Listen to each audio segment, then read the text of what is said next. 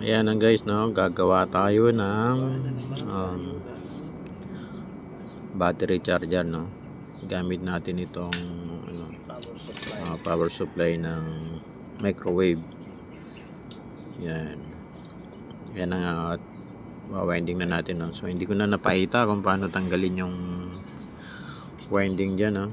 Kasi medyo may katagalan, kaya dito diretso na natin to winding. Ang ano nito is 16 turns, 16 na ikot ng wire para ano siya, 12 volts. Ayan na.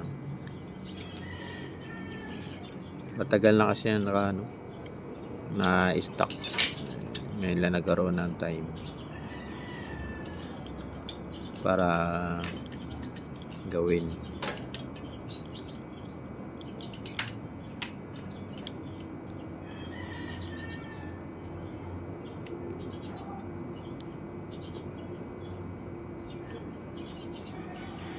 Sa sunod na video, ano ko naman yan, lalagyan natin ng bridge diode, no? Para maging ano siya, DC.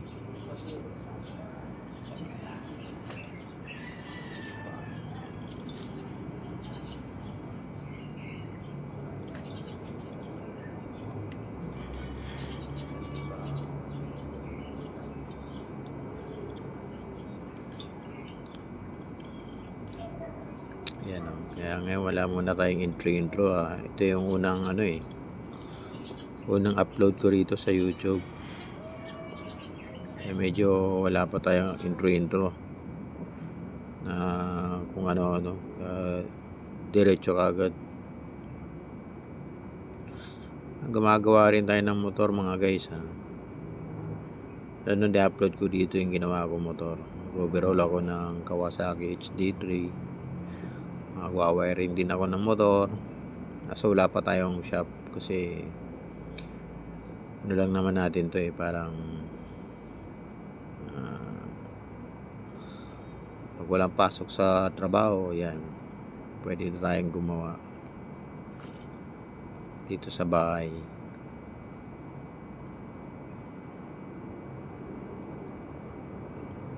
Sunod mag-upload naman tayo ng mga pagwa-wiring sa motor natin, no? Ito muna tayo sa battery. Magpagawa ng charger. Pero dalawa tong ginawa ko. Meron pa ako isang transformer din na 26 volts. Ginawa ko lang siyang ganun nga, 12 volts pa rin, pang battery charger lang. Kasi may binili ako sa Lazada,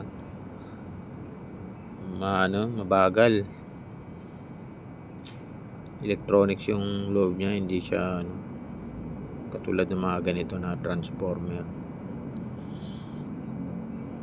Kaya minsan pag nagtataka ako, parang hindi nagana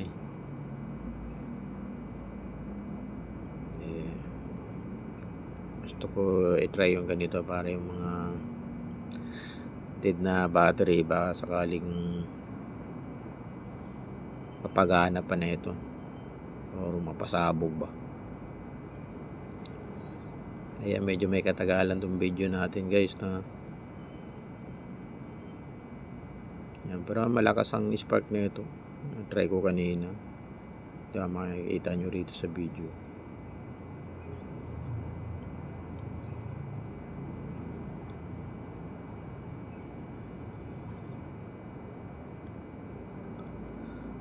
At naayos-ayos ko lang yung pag-ikot natin ng wire dyan para pantay-pantay at hindi siya maluwag. Mahirap kasi pag solo mo lang gumawa, wala man taga-hawak, taga-hila, taga-video. Yan, marami na sana akong mga video kaso hindi ako marunong edit. Iba pa rin yung may nag-e-edit pa, mga pasabog. sama kung ano-anong mga lumalabas. So, pag-aaralan natin yan.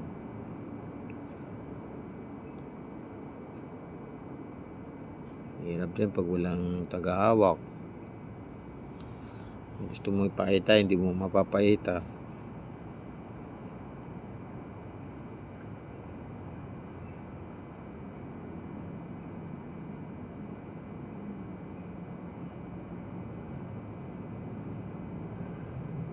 Medyo may katagalan lang guys na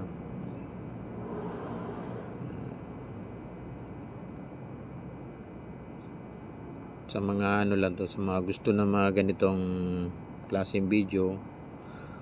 Yan, baka may yung microwave ko na sira dyan, huwag nyo na itapon, gawin nyo ng ganito.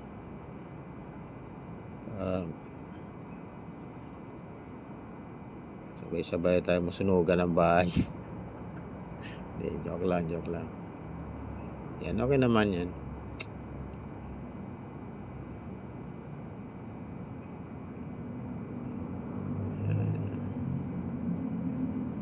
Okay rin itong nagawa natin. Actually, ginaya lang din natin to. Yan, marami nang gumagawa na ito eh.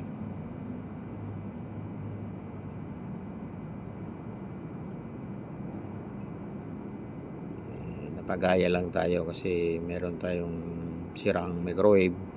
Kaysa kalakal mo yan, isama mo sa kalakal, sayang naman. Bakit hindi natin pwedeng gawing battery charger?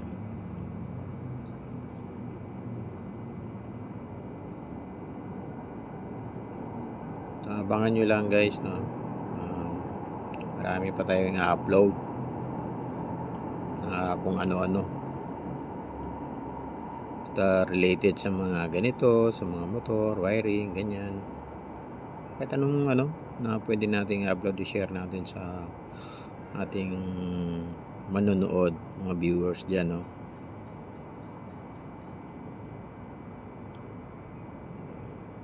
At least itong video na to, andito lang to na sa YouTube eh. May manood man o wala, bahala na. Dito lang siya. Taputin siya ng hanggang sa mawala na lang tong YouTube. Bahala na siya dito. Yan, medyo ano yan guys, medyo kinapos, no? Kaya doon naman tayo sa baba mag-iikot. Kasi parang dalawang dipa yung wire ng haba dyan eh. Kasi kapos yung isang dipa. Kaya dyan naman ako sa isa mag-iikot sa baba.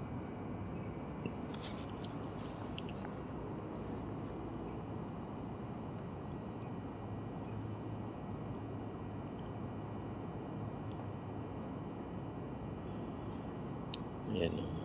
Sana huwag kayo mainip yan. Ginanya ko para hindi siya lumuwag.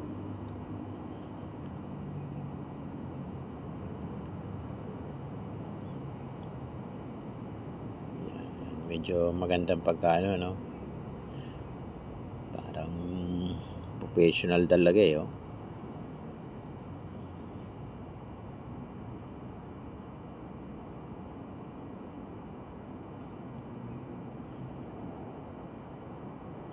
Yan. Yan, dyan ako sa isa. Dyan ako mag-start sa baba. Yan, binibilang pa natin, no? Baka hindi tayo magkamali. Pero lalakas pa yan, I'm sure eh, pag kinabitan na natin ang ano eh, bridge diode sa capacitor. Baka maging 16 volts na yan ang labas niyan. Yung unang ginawa kong ganyan, yung 26 volts siya. Bali, ang ginawa ko lang siyang 10 volts para pag kinabitan ko ng ano, bridge diode, sumakto naman siyang ano, sa 13 volts siya. Pag ano, ipapakita ko rin yung video sa inyo. Ano naman yun, transformer yun, pero hindi katulad nito sa microwave. Ano lang siya, siguro same lang sila ng laki.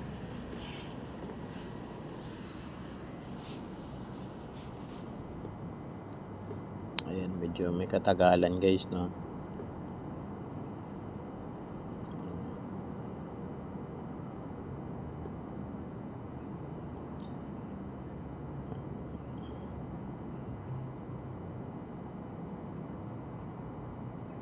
Alam ano bang size ng wire na ito guys? Ano ba to? 16 gauge ba yan? Ganyan? 14? So, mga extra ang wire ko lang to dito eh. Sa pambahay itong wire eh.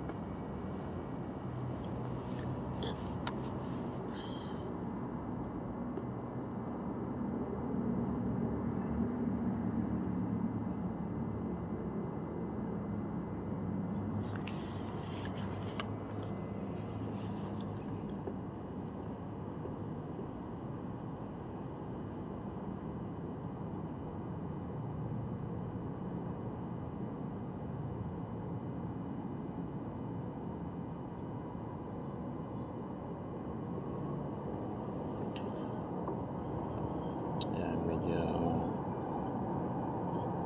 SUC natin yung ano, no, pag-ikot para magandang tingnan, sunod-sunod yung ikot niya.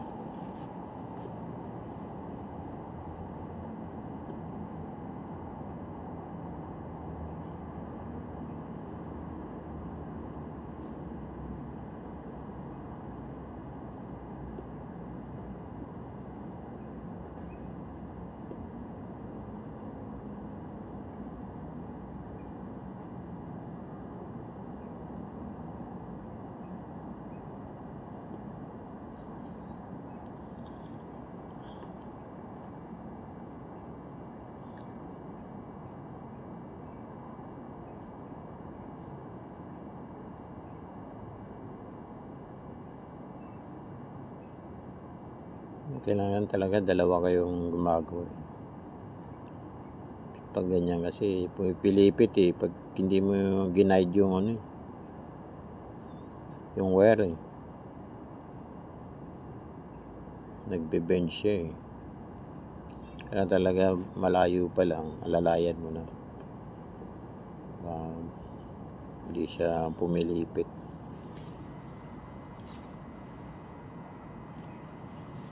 Medyo kung may kabahaan pa naman itong video natin guys, no.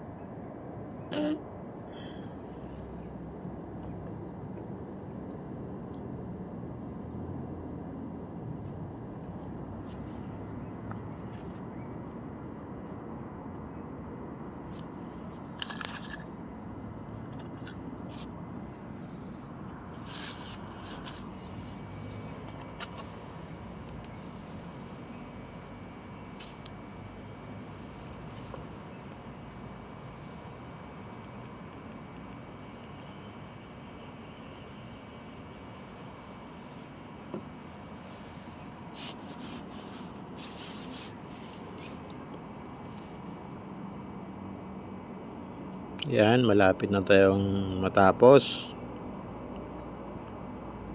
Kunting ikot na lang yan guys. Siguro mga dalawa, tatlo ikot.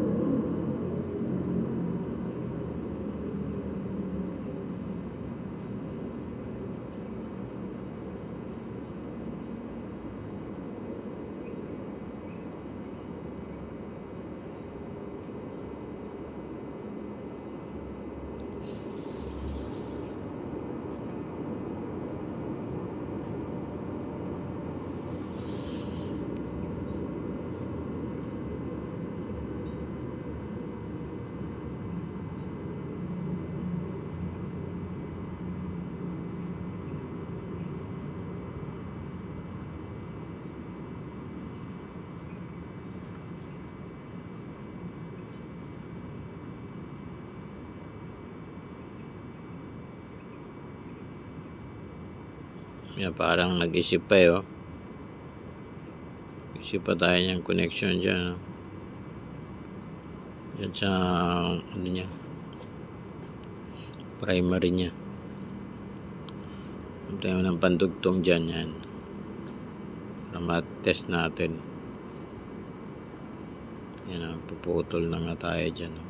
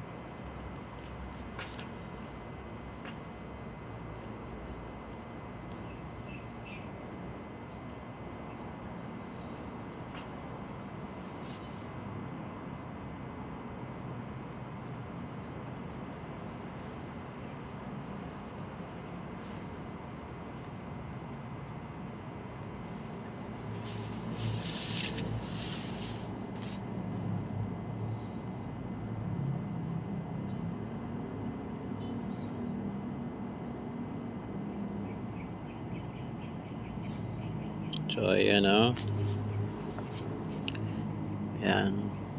Testing na natin.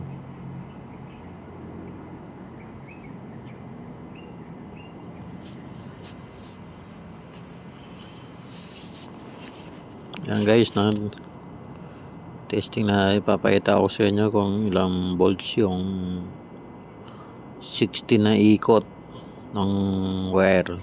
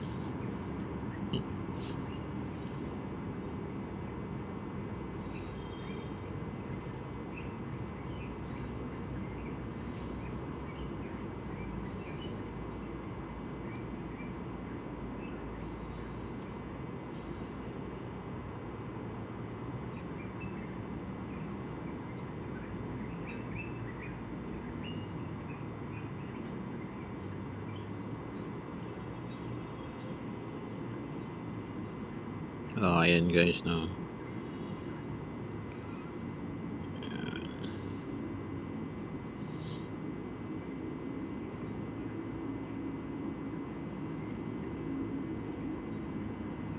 Ayan o, 12.